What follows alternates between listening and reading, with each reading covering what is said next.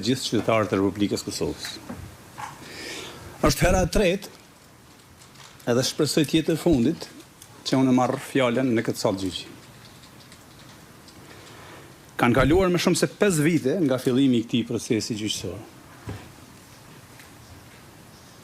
Këto 5 vite nuk kanë qenë të lehta për ne, po as të parëndësishme për historinë e vendit tim. Megjithatë, le të shërbej gjithë kjo si një mundësi dhe shans i mirë për drejtësinë.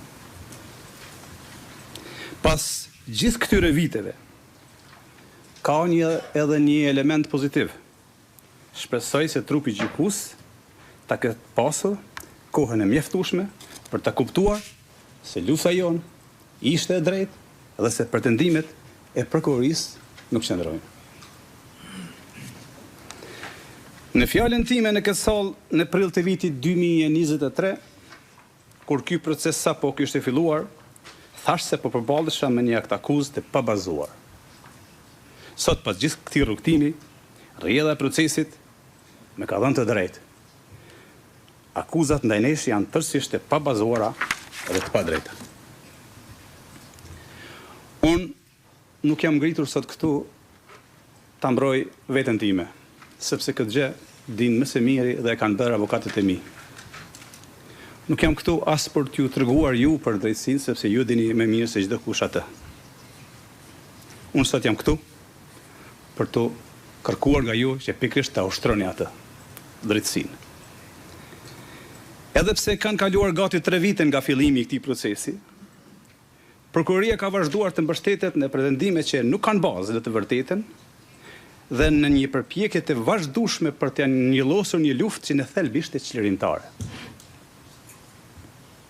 Megjithëse prokuroria, që në fillim të paraqitjes së saj, të fjalës përfundimtare, deklaroi se nuk kërkon dënimin e shtabit përgjithshëm të UÇK-s, gjatë gjithë kohës që pati në dispozicion, shënjesër e saj ishte pikërisht shtabi përgjithshëm i UÇK-s, ushtria çlirimtare, dhe në veçanti qëllimi i saj, që ishte pavarësia e Kosovës.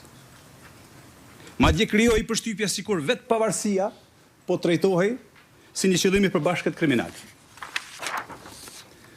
Në përpjekje për ta ngarkuar me përgjegjësi shtabin e përgjithshëm të UÇK-s, prokuroria mbajti qëndrime akuzuese si, citoj, shtabi i përgjithshëm kërkonte pavarësinë.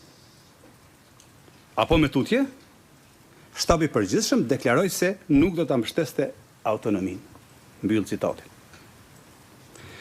Është e vështirë të kuptohet kundër kujt realisht është ngritur kjo akt akuzë. Kundër nesh me pretendime për veprime konkrete, apo kundër nesh sepse luftuam për pavarësinë e Kosovës. Kjo mbetet për të vlerësuar nga ju i nderuar trup gjykues. Po aq problematike është përpjekja e prokurorisë për ta ndarë shoqërinë e Kosovës në dysh.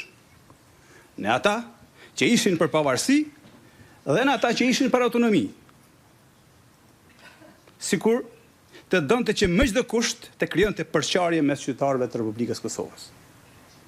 Për ta ilustruar këtë, po parafrazoj atë që prokuroria deklaroi në paraqitjen e provave javën e kaluar. Citoj: Shtabi i përgjithshëm kërkonte pavarësinë e Kosovës, partitë politike që mbështesin autonominë konsideroheshin tradhtare. Të nderuar, në Kosovë nuk ka pasur kurrë asnjë parti politike shqiptare që ishte kundër pavarësisë.